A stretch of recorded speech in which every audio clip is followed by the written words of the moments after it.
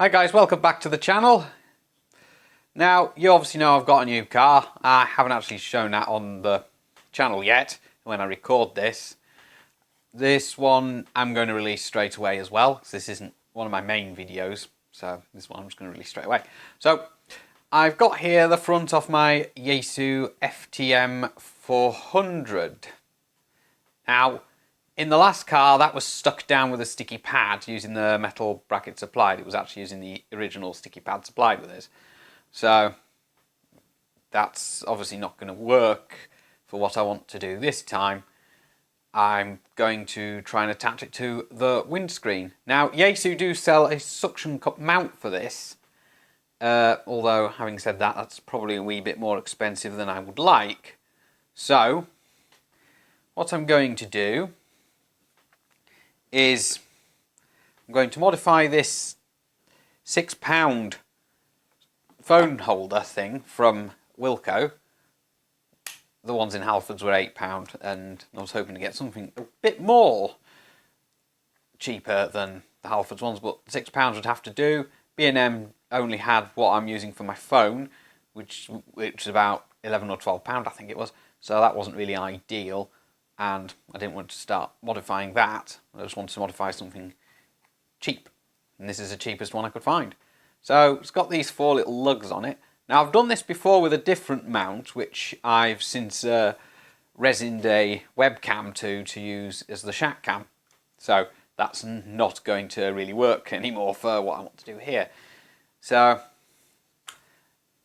rather than basically attach this to the dash using sticky pads again, or worse still, screws, I don't want to screw anything to this car if I can avoid it, is I'm going to cut these lugs off so that sits flush against the back of here, and ultimately what that should do is it should basically allow me to put the screw through one of the holes. I might have to make the hole wider, but I will soon find out, and then just screw it down with the original screw. That has worked for me before. I couldn't use the actual device holder itself because on the back of this we've got this GPS antenna that sticks out a bit, so it doesn't quite sit properly in the holder thing that comes with it. And I want this to be pretty much flush against the back, and also I'd like that GPS antenna keeping as clear as possible so that it will actually work. I've not found whereabouts I want to put the main unit in the car yet, nor figured out how I'm getting power to that. It might have to be done through the cigarette lighter socket, which I've been trying to avoid to do, but I think if I disconnect the battery on this car, I would need the code for the stereo, and I'd have to go back to the dealer to get that, which I don't really want to do. So what I'm going to do is I'm going to attempt to stick this to the back of here with a screw and put the radio main unit under the seat. The microphone will still go on the sun visor as normal. So I'm going to go and grab a tool to cut these lugs off, and I will pause the video whilst I go and do that. Okay, so I've got some tools here. I've got some really cheap, nasty side cutters. These are blunt as blunt can be, although I'm only cutting through this plastic, which will be quite soft, I'm guessing. The screw that goes into the back of the FTM-400's control panel, let's move that out of the way, and a screwdriver. A Parkside electric screwdriver from Lidl that I bought a while ago. It's quite useful for things like that. Although I couldn't use it to get the screw off the thing while it was in situ in the car. So, obviously. So I'm going to cut these lugs off. These are probably going to ping everywhere. No my luck. Actually, in this instance, that didn't happen. I was expecting them to ping everywhere. Let's see. Probably going to not work very well. Actually, these are coming off a bit easier than I was expecting.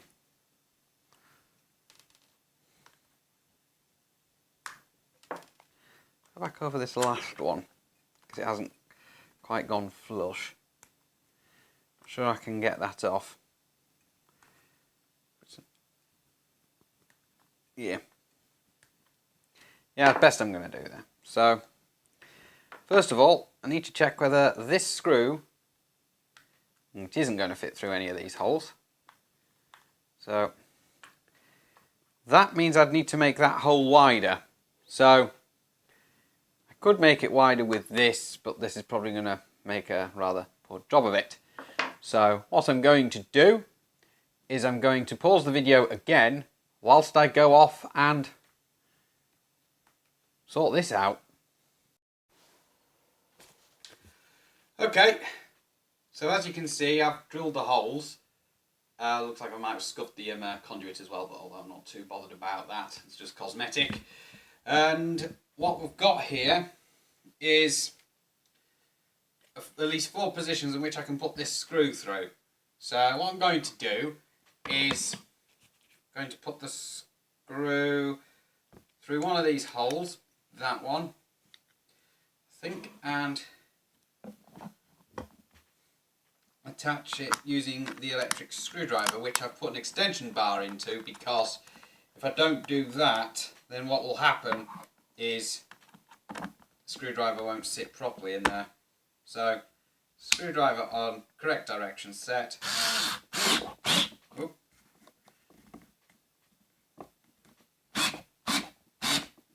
Oop, without it twisting my wrist round. That's now attached, although it's just spun this round, which is a little annoying, but it's fine. It's fine, doesn't matter too much, because this is a flexible metal thing, and that will now hopefully attach to my car windscreen. So yeah, so that's now modified to go onto the car windscreen. Hopefully it will stay attached, I don't know, because these suction cups have not had a brilliant track record with them. So I obviously haven't figured out quite where I want to put this yet, though. Preferably somewhere on the driver's side where I can get at it easily without it causing too much of a distraction, which is absolutely fine. I mean, in the last car it was in the middle, stuck down like that, as you would have seen in previous videos. But in this car, that's not necessarily a possibility because of various, well, issues, we shall say. So I don't want to drill holes in, and I've already got a phone holder in the middle of the dash, and also it might be a bit more of a reach than normal. So that's now modified. Now I've got another one of these, which I'm going to modify for the Thunderpole T3000, which I might actually have to 3D print something for that, so that might even be its own video. So as you probably know, I do actually have a 3D printer. It's Ender 3 Pro. I've got plenty of filament still on it, so I can actually see it from where I am at the moment. It's in the living room next to the serving hatch at the moment. Not there permanently, it's just there temporarily until I can find a proper home for it. I'm actually at my dining table next to my living room window, as you could probably no doubt see, with guest appearance of my spouse's tea mug, the realistic TRC 1007, and a can of furniture polish, which I used to dust this table down before filming, because I didn't really want bits of dust on it. Also, there's book stamps there as well, flash drive, and a little card reader that actually came with a 3D printer, and also my Midland Allen 42 Multis here as well. That's all to do with a different video. It's the video on this, which is still a work in progress, because I've not been able to put the base station antenna up yet to actually go out and try that. Might have a little bit of time tomorrow. I've been very busy with work, as it turns out. And obviously not getting many evening shifts, getting lots of days means I can't go out and do anything during the day, and I can't film videos, and struggling to find time to record the Ham Radio and Pizza podcast, which will be resuming as soon as I can. It's just been a lot of time to find things to do with that. So this is now ready to go in the car, so that'll probably be the next thing you see me do. Just test fit it, not actually properly install it, because I can't actually properly install it right now because I need to figure out where the radio is actually going to be going. So I'm going to go down to the car and we're going to see whereabouts I can actually test fit this. And I'm also, because I don't think this is going to help the situation much, peel off this protective plastic layer that was on the back of the suction cup. So I don't think that's meant to be on there. So I'll go down to the car and we'll have a look and see about how I can test fit this. Okay, so down at the car, this is my new car, 2017 Dacia Sandero. Picked this car, so it's a lot bigger than the Toyota which I had. There's just a pile of rubbish there actually on the seat that I need to get rid of. You can probably see that through the window. Yeah, and also I've got to get used to the fuel filler being on the driver's side.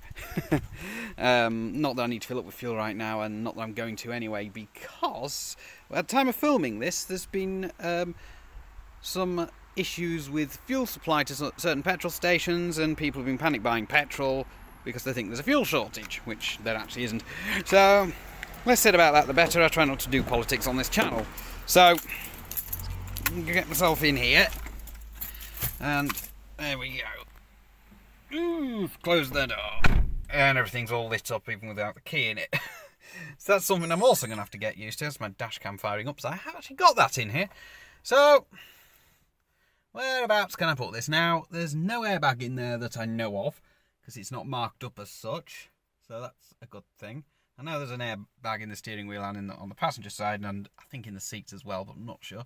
So the sort of place I was thinking of having this was probably just there. So I'm going to pause the video, and I'm going to test that for size, and I'll resume the video when I actually put it in, because I need both hands for this. And resume the video, and it's now in situ. I'll see if I can get it to focus. There we are. So that's the control panel for the FTM-400, stuck to the windscreen with a suction mount. Now, this is the sort of thing I did before in my first iGo, because I've owned two of those. Yes, that didn't have the speedo sticking out of the top of the dash, unlike not the speedo, the rev counter sticking out the top of the dash. So, because this has got like the rev counter and the speedo down there, then there's nothing sticking out the top of the dash, and it can pretty much go there. So that's probably a good place for it. The microphone, now I've used the hands-free microphone as before, which will probably go in that bolt there. Now, I'll try and focus on that. That's a Torx bolt, so I need a Torx driver to get that out.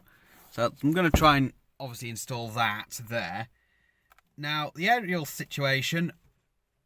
Now, I don't really fancy putting mag mounts on this car. I mean, I could do that as a temporary measure, but I'd much rather use some roof bars and mount them to those. So that's what I'd prefer to do. It's my preferred option. So that's that in there, no problem at all. Now, the T3000, I was thinking of mounting onto one of these things as well. Now, obviously I can't just put it there because that's right in front of me, and I'd rather it wasn't in front of me. So that's probably roughly the location where this control unit's going to go. The T3000 on the other hand, I'm going to have to figure that one out. But I am planning on using the other one of the two of these cheap mounts to actually attach that to the windscreen as well. Shouldn't be too much of an issue. I'm not sure whether the weight of it will be too much for one of those, because it's heavier than this control panel. But we will soon see. So, I can't put it in here because I've already got a holder for my phone there. Although I could potentially put it in there. But my phone would probably foul it while it's in there. So I do have my phone in there to actually be able to put it in a place where it's convenient. So if I need Google Maps.